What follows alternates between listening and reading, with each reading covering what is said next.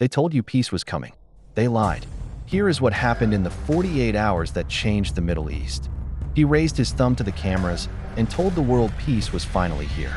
48 hours later, the bombs began to fall. This is not a story about war. This is a story about what happens before war. The meetings no one films. The words exchanged in rooms with no windows. The moment when someone decides not to fight, but to stop talking. A 7-page proposal sat on a table in Geneva. Technical talks were scheduled for Monday. And then Monday never came. Someone killed the peace deal. The question is not if. The question is who, and whether you will recognize their face when you see it.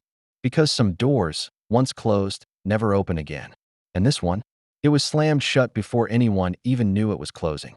Peace was within reach. What does it feel like to be standing at the edge of peace and then watch it vanish overnight? February 26, 2026. Geneva, Switzerland. A man steps out of a grand building, squints into the cold morning light, and raises his thumb. His name is Badr bin Hamad al-Busaidi, the foreign minister of Oman, a nation that has spent decades quietly threading itself between enemies. He has just come from hours of some of the most sensitive diplomatic talks in modern Middle Eastern history. He does not look like a man who has failed. He looks like a man who has won something. And in that moment he has. He tells CBS News the words that will be broadcast across the world within hours. A peace deal is within our reach. If we just allow diplomacy the space it needs to get there. He says both sides, the United States and Iran, have reached a historic breakthrough. Iran has agreed never to stockpile enriched uranium. The IAEA would have full verification. He calls it something that has never been achieved before. He is not whispering. He is not hedging. He is smiling. The world exhales. Diplomats who had spent years watching U.S.-Iran tensions simmer, boil, and nearly explode, they breathe. Analysts in Washington, Tehran, London, Riyadh, they begin writing headlines. Peace. Finally, maybe peace.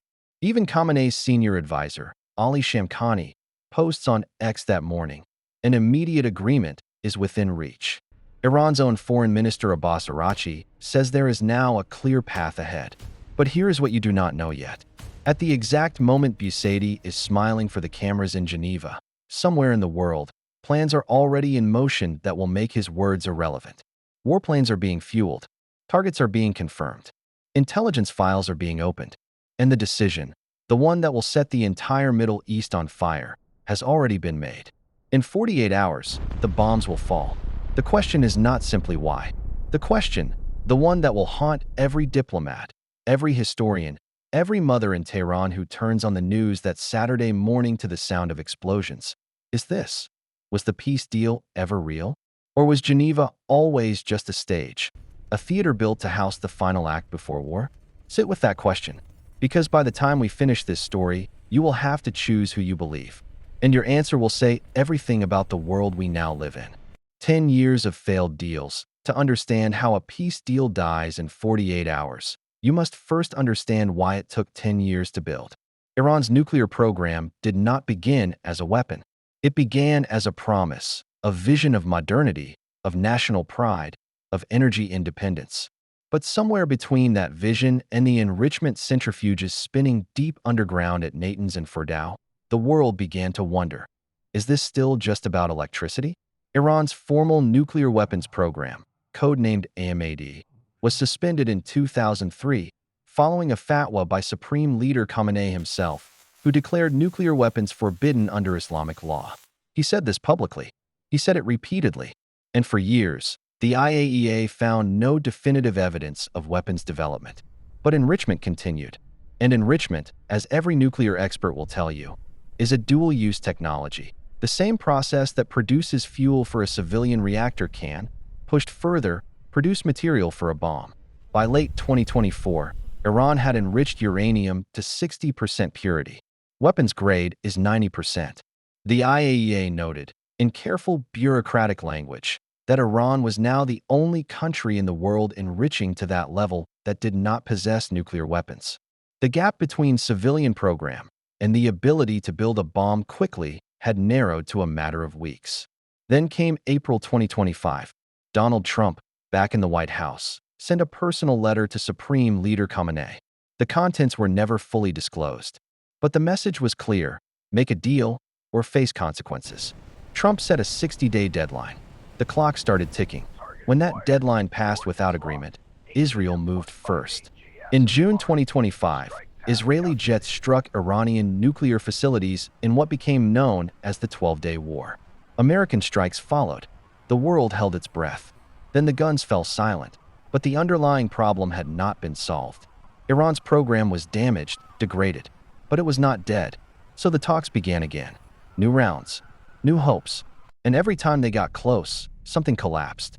A sanction here, a threatening speech there, a military drill just outside Iranian waters. The dance of war and diplomacy, spinning together in a circle that seemed to have no exit. Until February 2026, when a man raised his thumb in Geneva and said the exit had finally been found.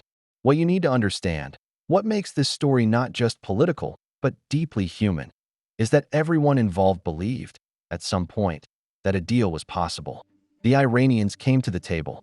The Americans sent envoys. The Omanis mediated with genuine devotion. There were real proposals on real paper, real concessions being offered. Something killed it. And finding that thing is exactly what we are doing here. Every time they got close, something collapsed. 3 rounds of talks, 3 chances to avoid a war. And 3 times, the world came just close enough to hope before something pulled the thread. The first round was held on February 6, 2026, in Muscat, the capital of Oman. The setting was a palace near the international airport, a place the Omanis had used before, quiet and discreet, the kind of building where enemies could talk without being photographed together. The U.S. delegation included Steve Witkoff, Trump's special envoy, and Jared Kushner, the president's son-in-law. The Iranian delegation was led by Foreign Minister Abbas Araghchi. They did not sit in the same room. Messages traveled back and forth through Omani intermediaries like whispers across a wall. But something else arrived in Muscat that day that had never appeared at a nuclear negotiation before. Admiral Brad Cooper, the head of U.S. Central Command, the top American military officer in the Middle East, walked into the room in his dress uniform.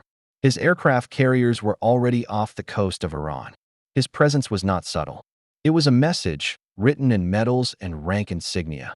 Diplomacy has a deadline, and the military is in the building.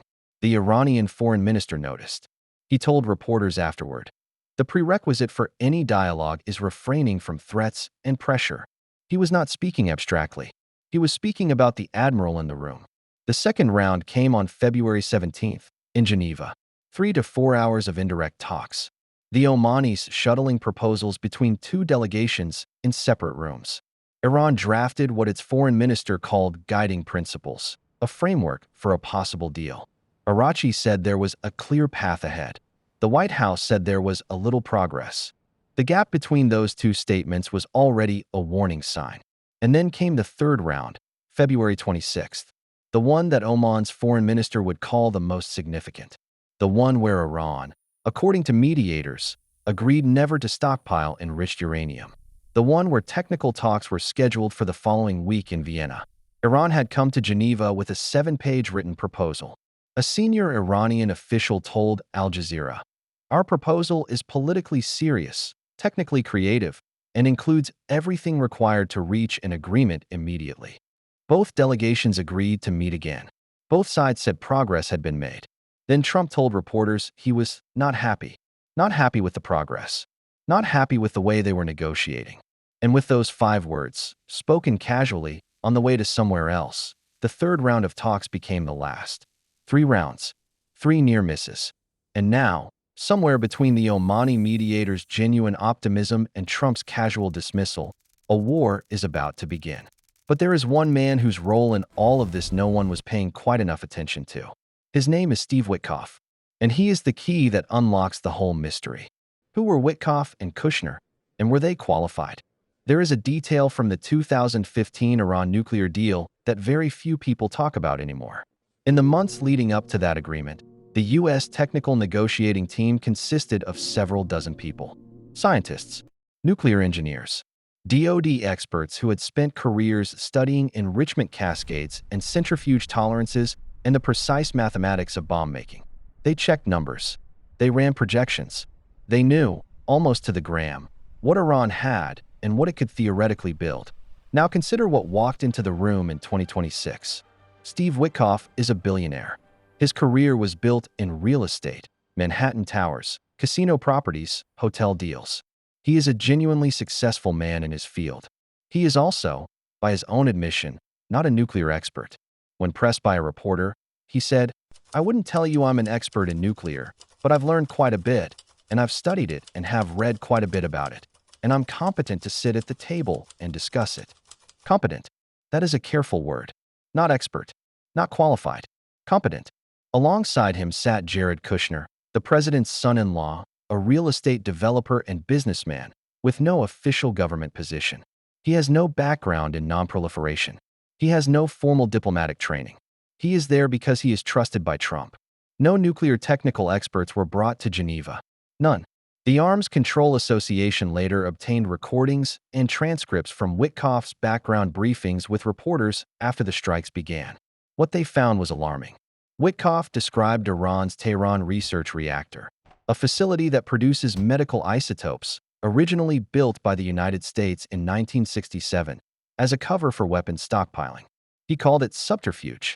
He claimed the reactor was not producing medical isotopes. IAEA reports directly contradict this. They show the reactor has been operating continuously, with monitored fuel assemblies, for decades. Witkoff also told reporters in a February 28 briefing that Iranian negotiators had bragged to him that they controlled enough enriched uranium to make 11 nuclear bombs. A Persian Gulf diplomat with direct knowledge of the talks told reporters this account was categorically false. What the Iranians actually said, according to this diplomat, was the opposite. All the enriched uranium can go away as part of a deal. The same diplomat described an even more revealing moment. At the end of the first round of talks in Muscat, the U.S. and Iranian delegations were briefly brought together, face to face, for the first and only time. They exchanged pleasantries for 4 to 5 minutes. When Witkoff later described a key conversation that happened at that meeting, the diplomat said, "The subject matter that Mr. Witkoff referred to did absolutely not come up during that brief meeting. Not misremembered. Not exaggerated. Did not happen. Now ask yourself this. If the man briefing Trump on the state of talks was describing conversations that never occurred and misrepresenting Iran's actual positions, what did Trump believe he was walking away from when he ordered the strikes? We are not yet at the answer, but we are very close to it. A deal designed to fail. Every negotiation has red lines. Lines that, if crossed, end the conversation. The art of diplomacy is knowing which red lines are real and which ones are theater. In Geneva, both sides arrived with red lines. And when you lay them side by side, something strange becomes visible. They do not merely conflict. They are almost perfectly designed to be irreconcilable. The American position, as described by Witkoff and confirmed by multiple sources, demanded that Iran agree to zero enrichment, meaning Iran would give up its right to enrich uranium entirely, even for civilian purposes, the dismantling of its 3 main nuclear facilities at Fordow, Natanz, and Isfahan, the surrender of its entire stockpile of enriched uranium to be shipped out of the country, limits on its ballistic missile program, and an end to support for regional proxy forces including Hezbollah, Hamas, and the Houthis. These are not incremental demands. They are, in essence, a demand for total strategic disarmament. Iran's position was equally clear.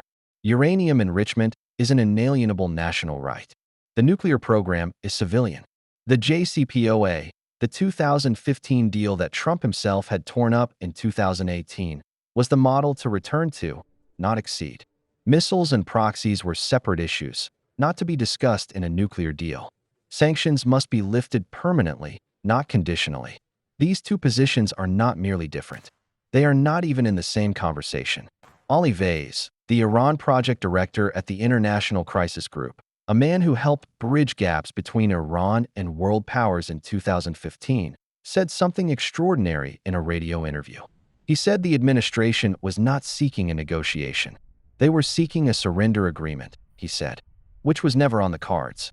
But here is what makes this mystery deepen. The Iranians, by all accounts from mediators and diplomats, were offering more than anyone had ever offered before. Iran was prepared to suspend uranium enrichment for a long period. It was prepared to accept long-term restrictions. It was prepared to commit to never stockpiling enriched uranium. These were concessions that, in 2013 to 2015, would have been considered impossible to extract. And yet, it was still not enough. Because the American demands had a feature that no nuclear expert could explain on technical grounds. They were indefinite. Witkoff told a private gathering just days before Geneva that any deal must remain in effect indefinitely. A permanent surrender of Iran's nuclear sovereignty, with no sunset provisions, no timeline, no path to normalization. No sovereign nation had ever agreed to such terms. No nation ever would. So we are left with a question that presses its weight against every other fact in this story. Did the United States go to Geneva to negotiate, or to document, for history's record, that Iran had refused? The answer is still hiding, but it is hiding in the open. The decision was already made. There is a moment in every mystery where the facts stop being ambiguous, where the pieces fit together in only one direction, where you realize that what looked like a story about diplomacy was always, underneath, a story about something else entirely. We are at that moment. February 26, 2026. Geneva talks end. Both sides agree to resume technical discussions in Vienna the following Monday, March 2nd. The Omani mediator is optimistic. Iran's foreign minister says there is a clear path. Arachi says Iran brought a 7-page proposal. A written proposal, physically handed over, the kind of document that serious negotiators bring when they want to close a deal. Now here is what was happening simultaneously. While Arachi was refining that 7-page proposal, U.S. military intelligence was completing a different kind of document. One that identified 3 locations where senior Iranian leaders, including Supreme Leader Khamenei himself, would be gathered above ground, in broad daylight, simultaneously. A window. A once-in-a-generation targeting opportunity. On February 27th, the day after Geneva, the day before the bombs, a number of embassies quietly evacuated their staff from Tehran. The U.S. State Department declared Iran a state sponsor of wrongful detention. New sanctions were announced on Iranian shipping entities. The clock was not just ticking, it had already stopped. And then this, at 3:38 p.m. Eastern Time on February 27th, while traveling on Air Force One to Corpus Christi, Texas, Donald Trump gave the order. Operation Epic Fury was approved. The Vienna technical talks were never going to happen. The Arms Control Association put it directly. By the time the third round of talks ended in Geneva, Trump had likely already made the decision to go to war. Not after Geneva, not following some final Iranian provocation, before the mediators had even finished congratulating each other. Secretary of State Marco Rubio later made a disclosure that reframed everything. He said the initial U.S. decision to strike was partly driven by Israel's own intention to attack Iranian leadership, and that this would have jeopardized American forces in the region. Trump disagreed with Rubio's framing, but the statement itself was revealing. The U.S. and Israel had been coordinating for a strike before the diplomatic window had closed. A few days before the attack, unnamed Trump administration senior advisors reportedly said it would be better if Israel strikes Iran first, so the United States would have a stronger justification for entering the war after Iran retaliates. Read that again slowly. Better if Israel strikes first, so the U.S. has a justification. The peace talks were not interrupted by war. The peace talks were the cover story for war. Or were they? One thread still remains. One figure whose motives we have not yet examined. One ally whose influence over this decision may be the most powerful of all and the least acknowledged. Netanyahu's shadow over the negotiating table. There is a detail buried in the historical record of the June 2025 12-day war that most people have already forgotten. During that earlier conflict, Israel's first major strike on Iranian nuclear sites, a plan existed to assassinate Supreme Leader Khamenei. The operation was ready. The intelligence was gathered. And then, according to unnamed U.S. officials, it was vetoed by Donald Trump. Trump said no. Not yet. 9 months later, in the hours before Operation Epic Fury, the order came through. And this time, Trump said yes. What changed? To understand the Israel factor in this story, you must understand something about Benjamin Netanyahu that is rarely stated plainly. For decades, the elimination of Iran's nuclear capacity has not merely been a policy priority. It has been the defining obsession of his career. He has warned about an Iranian bomb since the 1990s. He has presented intelligence to the UN with props. He has lobbied every American president. He has threatened unilateral action. And in June 2025, he finally got his war, a limited one. But a limited war was not the same as a finished one. Iran's program was damaged, not destroyed. Khamenei was alive. The Revolutionary Guards were intact. From Netanyahu's perspective, the job was half done. When the February 2026 nuclear talks began to gain momentum, when Oman's mediators started using words like breakthrough and historic, the Israeli response was not celebration. It was alarm. Netanyahu publicly accused Iran of engaging in fruitless and deceitful negotiations. He said the joint U.S.-Israeli operation would allow the Iranian people to cast off the yoke of this murderous regime. These are not the words of a man who believes diplomacy is working. These are the words of a man who has already decided that diplomacy must not be allowed to work. There is a deeper question that this raises. Secretary Rubio's disclosure that Israel was planning to strike Iranian leadership and the U.S. joined to protect its own forces suggests a dynamic that has never been publicly acknowledged. If Israel controls the timing of the strike and the U.S. joins to manage the consequences, then who is actually deciding when the war begins? Israel's UN ambassador said plainly, during the war, Israel is not part of any ceasefire talks. Military operations will continue until Iran's nuclear and missile capabilities are eliminated, not degraded, eliminated. Omani mediators, speaking after the strikes, said the peace deal was within reach. They said the assassination of Khamenei, the most pragmatic decision-maker in the Iranian system, removed the last door through which diplomacy could have entered. And here is the darkest question of this chapter. A previous plan to kill Khamenei was vetoed by Trump in June 2025. Did Netanyahu spend the following 9 months not fighting Iran, but convincing Trump to change his mind? We do not know. We may never know. But we know how the story ends. Operation Epic Fury begins at 2:30 in the morning, Eastern Time. A video appears on Truth Social. Donald Trump is speaking. His voice is calm. His tone is deliberate. He says, "Our objective is to defend the American people by eliminating imminent threats from the Iranian regime, a vicious group of very hard, terrible people." In Iran, it is 11 a.m. The sun is already up. Tehran is awake. Children are going to school. Operation Epic Fury, named by the Pentagon, the Israelis call it Roaring Lion, has already begun.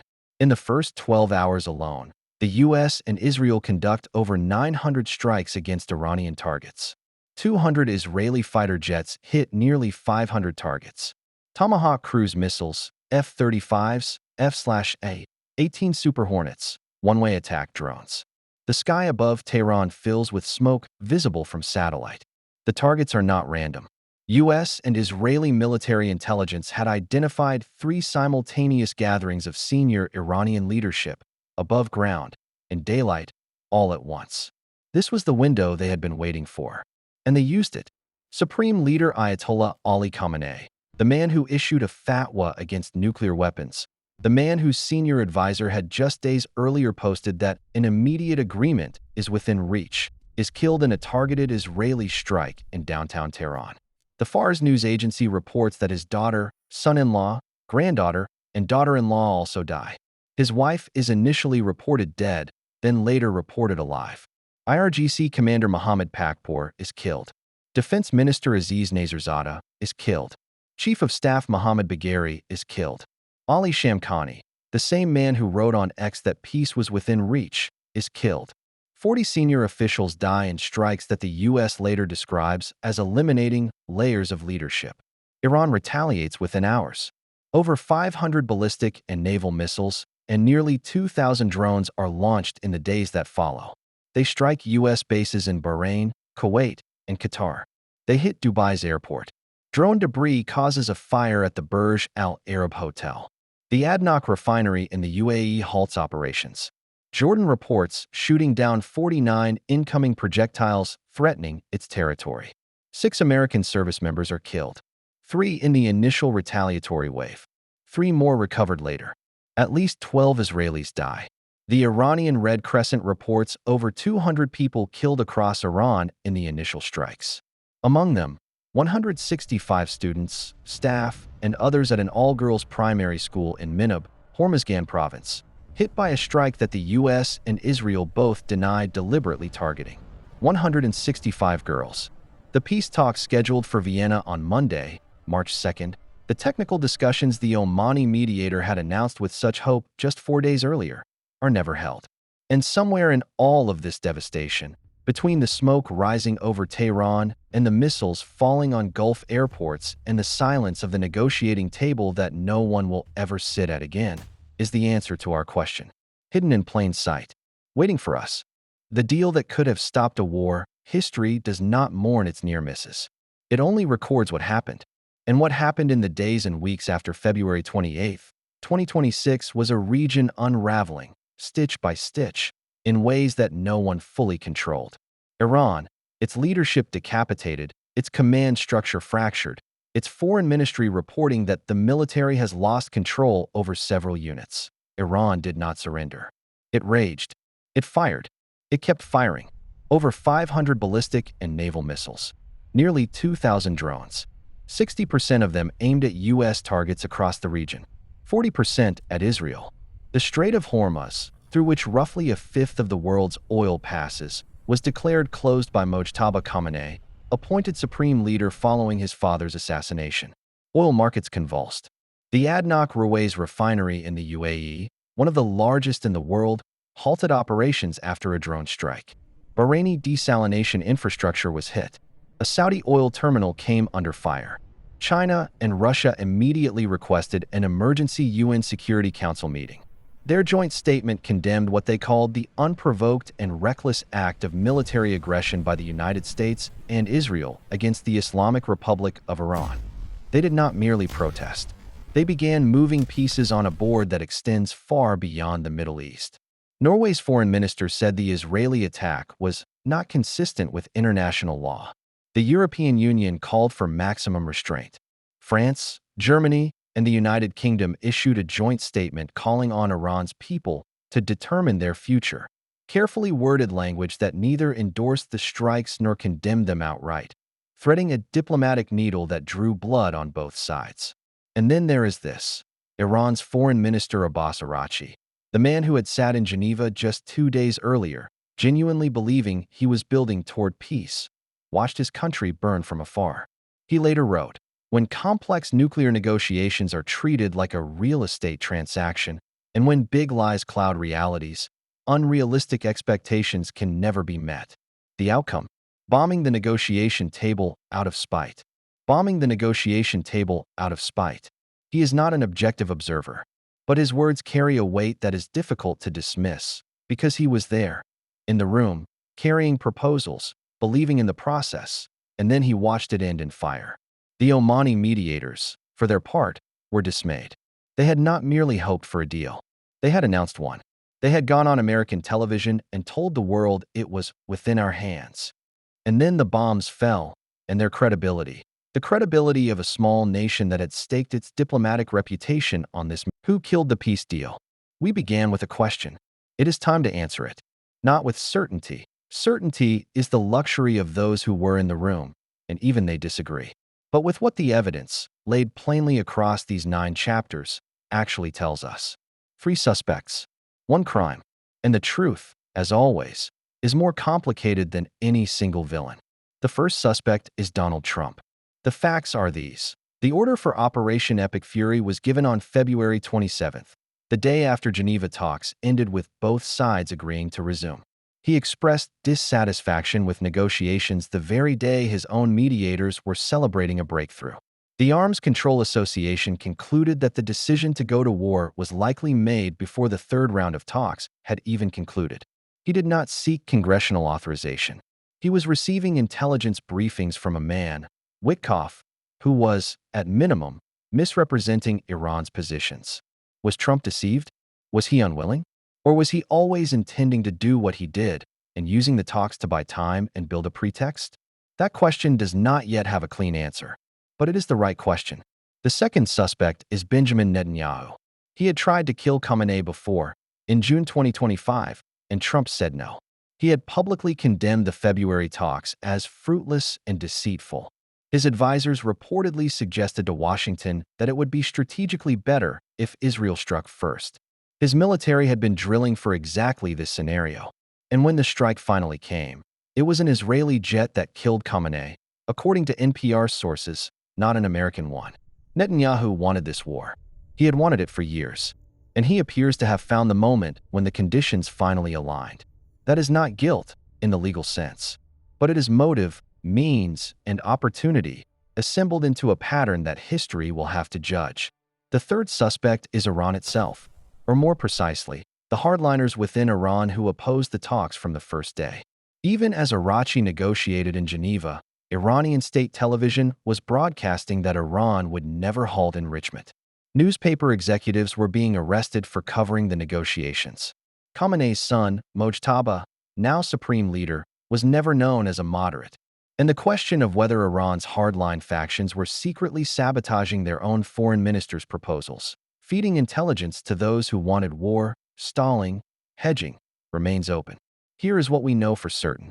A 7-page Iranian proposal existed. A third round of talks concluded with both sides agreeing to continue. An Omani mediator announced a historic breakthrough on camera. Technical talks were scheduled for Vienna on Monday. And before that Monday ever arrived, the bombs had already fallen. Iran's negotiators said it best, with the bitter clarity that only someone who has lived through the collapse of something they built can possess, bombing the negotiation table out of spite. The table is rubble now. The talks are ash.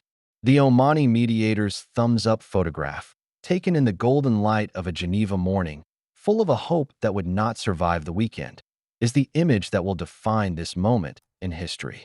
Was this ever a real negotiation? Or was it the world's most elaborate cover story for a war that was always going to happen? You have heard the evidence. You have sat with the contradictions. Now it is your turn to decide. Drop your answer in the comments below. Because the mystery of who killed this peace deal is not just a question for history. It is a question about who we are willing to hold accountable and who we are willing to let walk away. The table is rubble now. The talks are ash. And somewhere in a foreign ministry archive, a 7-page proposal sits in a folder that will never be opened again. History does not mourn its near misses. It only records what happened. What happened was this.